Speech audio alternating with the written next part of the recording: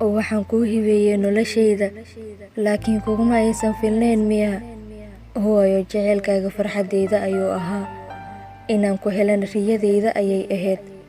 Markaan indhahaaga arkana waxaan ka arki jiray mustaqbalkeennii nolol qurux badan, balse wax waliba waxay ka ahaayeen jiliin. Nafteyda waxayba kula noqotay wax lagu dheelo oo kale. Noloshayda qiimo kulama lahan miya? Agtaada ma waxaan ka noqday wax lagu cayaaro oo kale? Laakiin ogow inaan bini'aadan ahay, qalbina aan leeyahay, weliba aan wax jeclaan karo. Qalbigayga dhaawacaad u geysatana waa mid xanuunkiisa wato.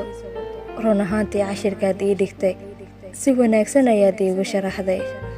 Qalbigayga ayaaba ku qaldanaa inuu dareen jecel kuu qaado adiga, maxaa yeelay waxaad tahay ruux uu damiirka dadnimo ka dhintay waa hore.